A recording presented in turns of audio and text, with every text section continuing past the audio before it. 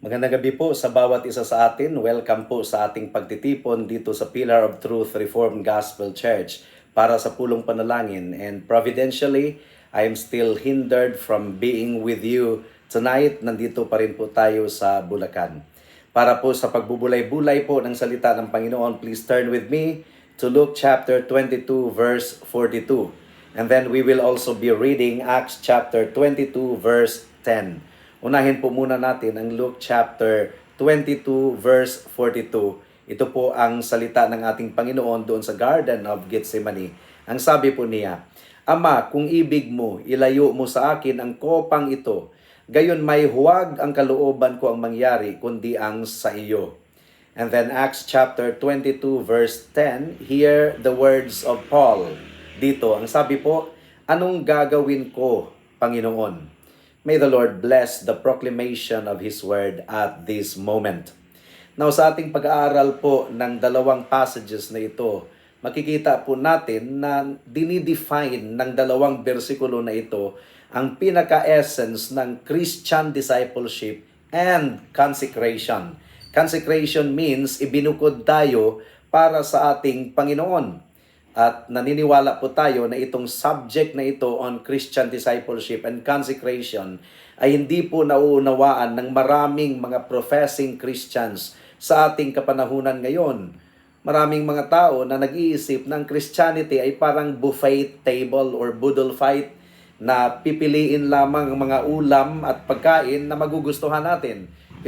Pero yung ayaw po nating kainin ay hindi po natin pipiliin. But that is not Christian discipleship. That is not consecration.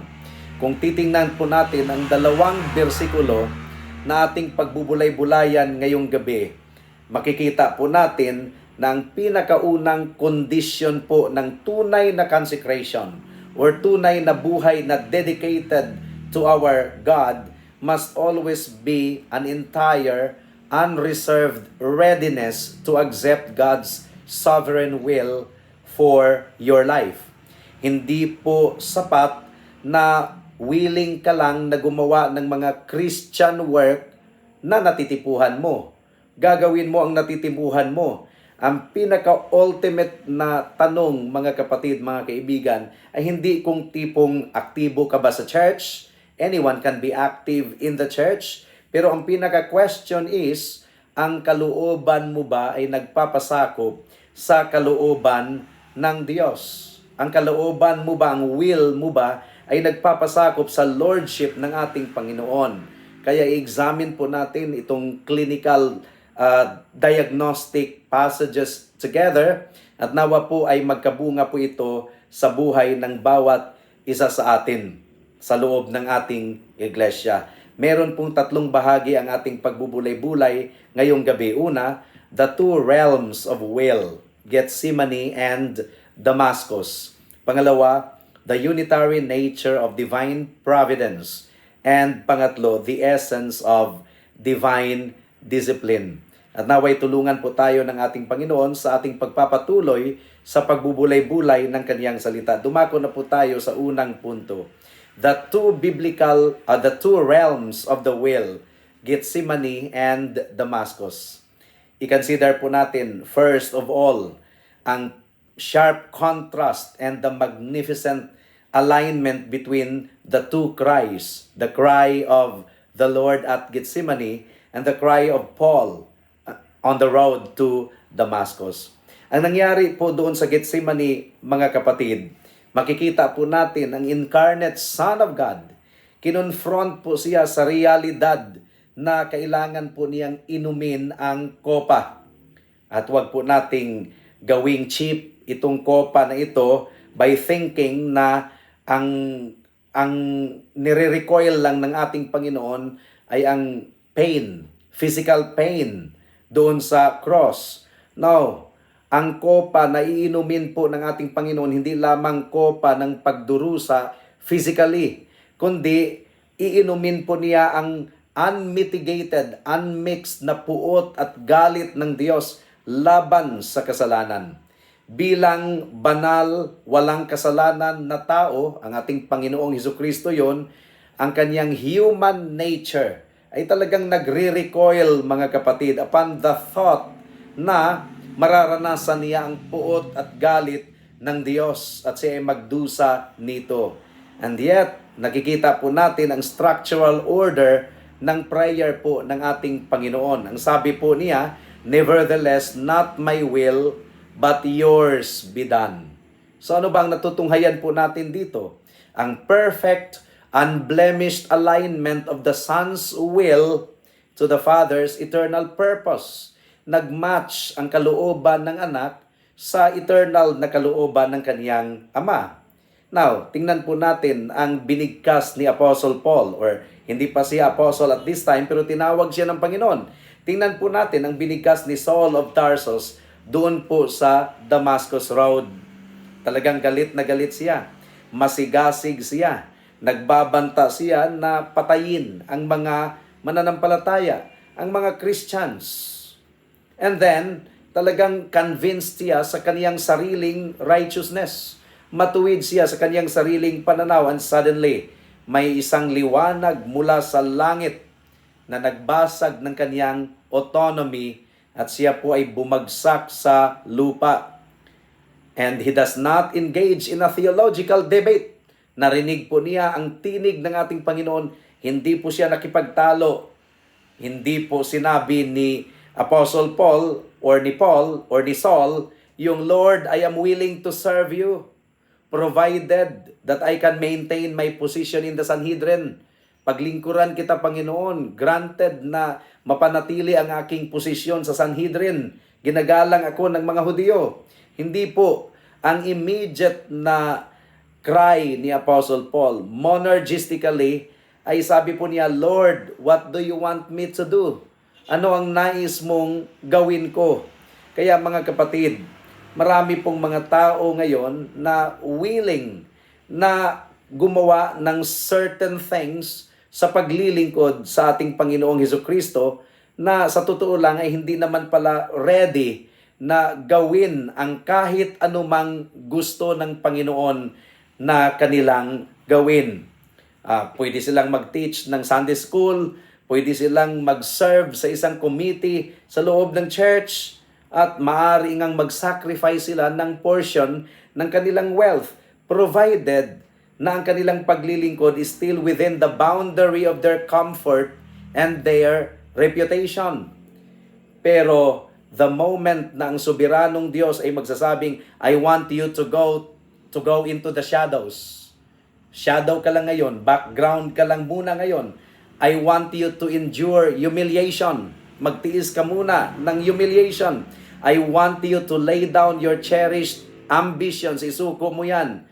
The moment na ito yung direksyon or ipapagawa ng Panginoon sa kanila, they flee into the dark. Hindi po yan consecration ang tawag niyan, mga kapatid. That is the carnal mind masquerading as religious zeal. Ang sabi po ni Benjamin Kitch, ang sabi po niya, "A hypocrite will follow Christ so far as his own interest or reputation is not touched. But he alone is the true disciple who hands over the keys of his soul to the Lord, giving him absolute authority to command him at his pleasure." And so, real consecration means we do not serve God according to our own terms and conditions and preferences, but whatever the will of our God is, that we are willing to do. Pangalawang punto, the unitary nature of divine providence. So, dito po natin matutunan ang isang mahalagang prinsipyo. At ito ang katotohanan na talagang magtitest kung gaano kalalim ang ating theology. Kung sasabihin po natin sa Panginoon, "Your will be done, O Lord," kailangan po nating maunawaan, mga kapatid, that is expressed towards us in the arena of daily life. Hindi lang po yan siya occasional na sasabihin nating, "Your will be done." Ang ibig pong sabihin yan ay kailangang mai-apply natin yan sa lahat ng area ng ating buhay. Ang human philosophy po, mga kapatid, ay hinahati po ang existence dito sa mundo sa dalawang magkahiwalay na kategorya. Nag-a-assume ang worldly philosophy na kung ang mga bagay ay parang maganda sa pakiramdam or tila maganda ang nangyayari, well, nagbibigay ang Panginoon ng kabutihan sa atin. God is being good to us. Pero kung ang mga bagay na ating nararanasan ay masakit, painful, parang iniisip ng mundo na inabando na tayo ng Panginoon or nagtagumpay po ang evil. That is the worldly understanding of Christianity. But the Word of God, ang salita po ng Panginoon, ay dinidemolish itong tinatawag na dualism because we believe that God does not send His children two distinct classes of providences, one good and one evil. There's no such thing as good providence and evil providence. All are good. Ang sinasabi po ng salita ng Panginoon, all things work together for good. We do not brand any providence as bad providence. There's no such thing as evil providence. Lahat po ng providensya ay mabuti para sa ikabubuti ng mga tao ng Diyos. Affliction, mga kapatid, ang ating pagdurusa, that is simply God's goodness in seed form. Kabutihan pa rin yan ng Panginoon but in seed form. Say for example, kung merong buto ng tanim, very dry, maitim ang kulay, kung titingnan ng bata yung mga buto na yan, ay hindi niya magugustuhan, itatapon niya yan. Kasi nga, pangit tingnan yung buto na dry, hindi kaakit-akit sa kaniyang paningin. Pero ang farmer, alam ng farmer kung ano ang gagawin sa buto na yan. Hindi man maganda ang hitsura, pero ang gagawin po ng farmer, itatanim niya yan, ibabaon niya yan sa lupa. And then, maghihintay pa ng ilang buwan, madilim ang karanasan ng seed na yan. Madilim, napalibutan ng lupa, very dark ang nagka-cover sa buong buto. Weeks and months ay kailangang lumipas but afterward, yung seed na yan ay mag-sprout, tutubo, lalabas po sa lupa at ma-develop into a rich, golden, heavy harvest of life-giving fruit. Yan po ang paggawa ng ating Panginoon through the dark providences or heavy providences na ating nararanasan. That is precisely how God deals with His people. Marami pong mga finest, most glorious things sa Christian life ay nangyayari naman sa atin habang nararanasan natin itong mga mabibigat na karanasan na hindi natin mararanasan or hindi sana natin makakamtan kung puro maginhawa ang ating karanasan. Many of the finest, most glorious things in the Christian life ay dumarating sa atin na una, nabalutan po ng dark casing of pain, nabalutan ng dark coat of pain, physical suffering, earthly loss, or crushing disappointment. Talagang sa ating natural senses ay wala talagang horizontal beauty. Mabibigat ang ating mga karanasan. Pero kung ikaw ay anak ng Diyos, you are a child of the covenant, that seed being cultivated by a master. Ang seed na yan of suffering and pain, kinukultivate yan ng kamay ng ating architect, ang ating Diyos, and later on, it will inevitably yield a rich harvest of righteousness. Ayon pa kay John Flavel, the providences of God are like Hebrew words. They must be read backwards to be understood when you look at the dark side of trials. Our carnal hearts faints, but when you stand at the end and see the fruit it has produced, you will fall on your knees and bless God for the very storms that broke your earthly vessel. Yun ang sinabi po ni John Flavel. Kasi nga, nabanggit na po natin ito one time na ang Hebrew alphabet po ay from right to left po ang pagbasa. So backward po yan. Hindi natin maunawaan for the time being kailangan po nating i-review ito backward and we will understand later kung ano po ang kalooban ng ating Panginoon para talaga ito sa ating ikabubuti. Pangatlo at panghuling punto, the essence of divine discipline. Ito yung essence ng discipline ng ating Panginoon. Nag-match ito. Di ba sinabi natin na ang heavy providences ay goodness yan ng Panginoon in seed form? Well, ang sabi po dito sa Hebrews chapter 11 verse 12. Ang sabi po dito, subalit ang lahat ng disiplina sa kasalukuyan ay tila hindi ka nais-nais, kundi masakit. Subalit sa hinaharap ay magdudulot ng mapayapang bunga at katuwiran sa mga nasanay sa pamamagitan nito. Honest po ang banal na kasulatan. Habang nararanasan po natin ang heavy providence, painful po yan. Painful. Hindi po itinatanggi ng Biblia ang pain. Kung mawalan tayo ng loved one, kung ang ating health ay ma-shattered, mag-fail, kung ang ating work ay ma-affected, talagang painful yan. Kung ang ating pangalan ay nadudungisan or ini-slander, painful po yan. Hindi po itinatanggi yan ng banal na kasulatan sa Hebrews chapter 11 verse 12. Inaamin po ng banal na kasulatan that discipline for the time being is painful. Discipline means formative discipline or corrective discipline. Basta discipline. Painful po yan for the time being. Pero ang sabi po ng author ng Hebrews, but later on. So this is really the monumental promise. Later on, ang carnal mind po, kasalukuyan lang ang iniisip. Instant enjoyment, instant comfort. Gusto ng carnal mind yan, instant gratification. Pero ang spiritual mind, anuman ang karanasan natin sa kasalukuyan, tinitingnan po natin ang hinaharap. Ang kaluwalhatian na inihahanda ng Diyos sa atin sa hinaharap. Talagang itinalaga ng Panginoon ang knife of the surgeon to cut deep. Masugatan po tayo. Tayo ay iiyak. But not because nag-i-enjoy ang Panginoon sa ating suffering, kundi inuoperahan po tayo ng Panginoon. Tinatanggal ng Diyos ang cancer of our self-will. Pakinggan po natin ang sabi ni Daniel Ruland. Ang sabi dito, do not quarrel with the rod in your father's hand.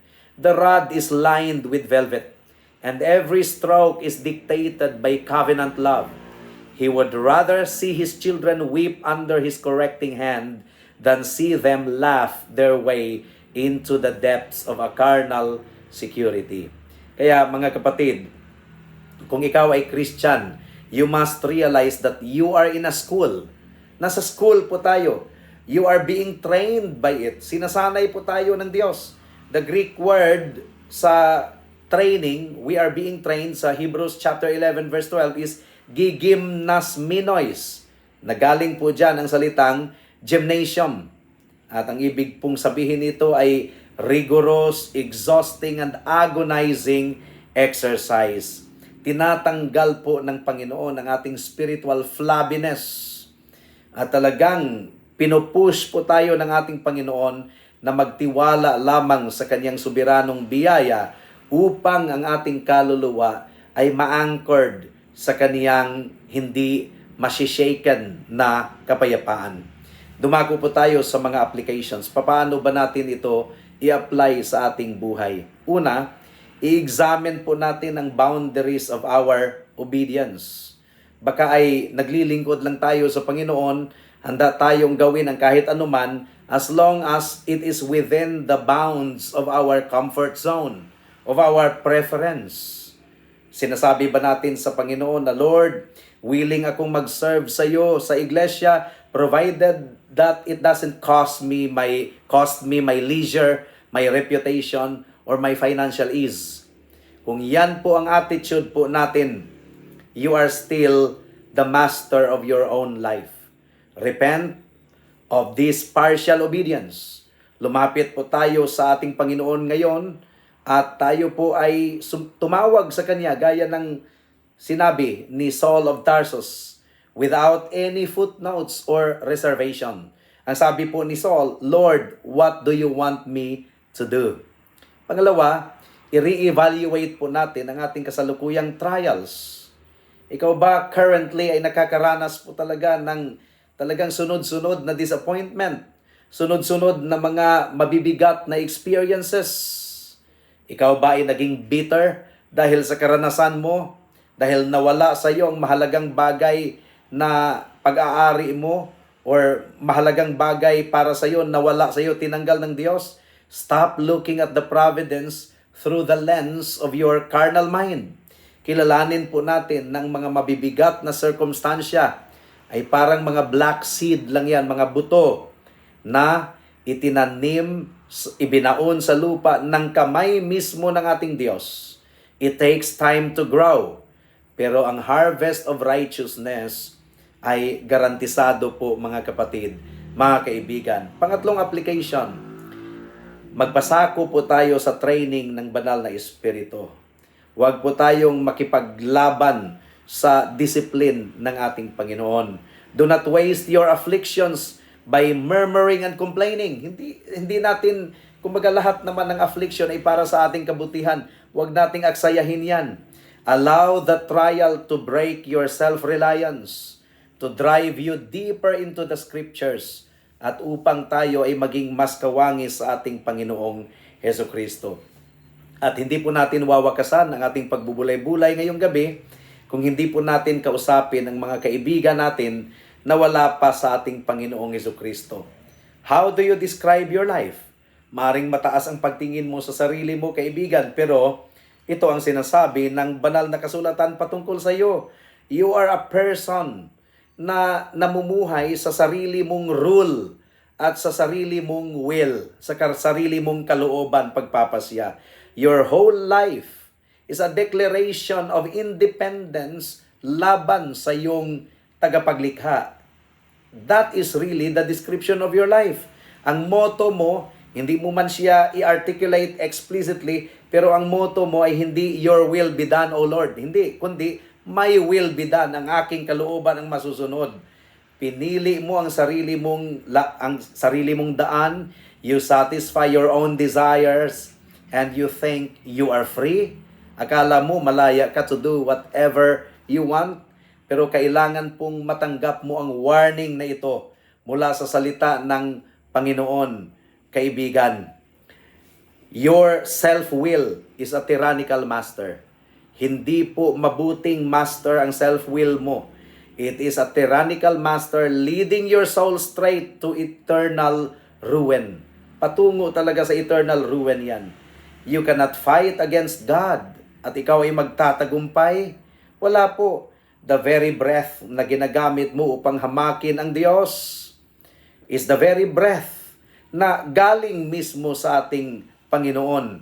Now, kung ikaw ay mamamatay with your present condition, with your present rebellion, you will face a day of judgment where that will be forever crushed under the weight of His righteous wrath. Ang sabi po ni Richard Baxter, will you let your own will be your damnation? Will you rather perish in your own way than be saved in God's way? Turn before your time runs out. For the sovereignty that you now despise will be the very sovereignty that executes justice upon your soul. Kaya kaibigan, tingnan mo ang tanging alternative na dapat mong tahakin. Look to the Lord Jesus Christ. Doon sa Garden of Gethsemane, sinabi po niya, Thy will be done, not my will, but yours be done. Ang ating Panginoong Hesukristo lang ang tanging perfect man na hindi talaga nagkasala. And yet, He voluntarily surrendered His will to drink the cup of agony. Talagang pumunta po siya doon sa Calvary at talagang pinako siya doon sa cross. Pinako siya, nagdusa siya. Tinanggap po niya ang banal na hustisya ng Diyos, ang puot at galit ng Diyos upang ang mga guilty, stubborn, self-willed rebels na katulad mo at katulad ko ay ma-reconcile sa ating Panginoon. Do not try to negotiate with God. Huwag mong iisipin ang kabaitan mo, ang morality mo, ang respectability mo, ang polite church attendance mo, ang siyang magliligtas sa iyo at ikaw ang may hawak ng susi para sa kaluluwa mo. Itapon mo ang mga sandata ng paghihimagsik mo ngayon na at tumawag ka sa ating Panginoon gaya ng sinabi po ni Saul, Lord, what do you want me to do? At ano ba ang nais ng Diyos na gawin mo, kaibigan? Turn away from your sins. Renounce your self-reliance and cast yourself entirely upon the finished work of Jesus Christ. Yan ang nais na ipagawa sa iyo ng Panginoon.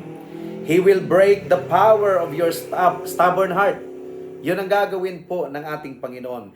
He will clothe you in His perfect righteousness and grant you a peace that will endure throughout eternity if you will but repent of your sins. If you will repent of your sins and turn to Jesus Christ as your Lord and Savior. Believe in Him alone as your Lord and Savior. Now, gawin mo na ito ngayon. Baka bukas ay huli na ang lahat. Tayo po ay manalangin. O aming Panginoon, salamat po sa reminder ninyo sa bawat isa sa amin na hindi po namin titingnan ang aming mga mabibigat na karanasan bilang evil na bagay na nangyari sa amin. Because there is no such thing as evil providence. Lahat ng bagay ay para sa aming ikabubuti. Heavy providences are just your goodness in seed form. At nawa po aming Panginoon ay bigyan ninyo kami ng patience. Tulungan ninyo kami na i-evaluate namin, i-reassess namin ang aming mga karanasan at anumang mabibigat na aming nararanasan ay hindi kami magrereklamo, bagkus ay magtiwala kami sa inyo. We do not understand probably for the time being, but later ay maunawaan po namin. At sa mga kaibigan namin na wala pa kay Kristo, may you break their will, O God, and cause them to repent of their sin and turn to Jesus Christ in faith alone as their Lord and Savior. Salamat po, O Diyos. At tulungan ninyo ang mga kapatiran sa pagpapatuloy sa pulong panalangin ngayong gabi. Ito po ang aming samo at dalangin sa pangalan ni Jesus. Amen and Amen.